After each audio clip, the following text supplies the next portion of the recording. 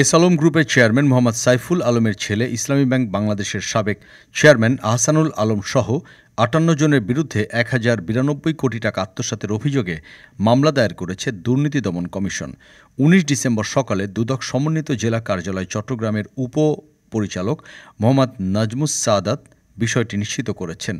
দুদক সমন্বিত জেলা কার্যালয়ের এই কর্মকর্তা জানান, ব্যাংক বাংলাদেশ লিমিটেড চাকতাই শাখা চট্টগ্রাম হতে মেসার্স মুরাদ এন্টারপ্রাইজের নামে ১,০৯২.৪৬ কোটি টাকা ঋণ দেখিয়ে তা আত্মসাৎ এবং মানি লন্ডারিংয়ের অপরাধে আলোচিত ব্যবসায়ী এস আলমের ছেলে এবং ইসলামী ব্যাংকের সাবেক চেয়ারম্যান আহসানুল আলম, বর্তমান এমডি মোহাম্মদ মনিরুল মাওলা সহ পরিচালনা পর্ষদের ১৪ জন এবং এস আলমের ২ ভাই জনাব শহীদুল আলম এবং মোহাম্মদ রাশেদুল আলমের বিরুদ্ধে আজ একটি মামলা রুজু হয়েছে। মামলা নাম্বার ৩২ তারিখ ১৯/১২/২০২৪। দুদক প্রধান কার্যালয়ের উপপরিচালক ইয়াসি আরাফাত বাদী হয়ে মামলাটি করেছেন।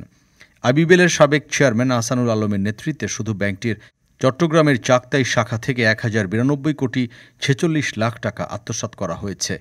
ব্যাংকটির এমডির আত্মীয় সম্পর্কে খালাতো ভাই ও এস আলম গ্রুপের বেতনভুক্ত কর্মচারী মেসার্স মুরাদ এন্টারপ্রাইজের স্বত্বাধিকারী গোলাম সরওয়ার চৌধুরীর মাধ্যমে ৩ বছরে এই টাকা আত্মসাৎ করেন তারা।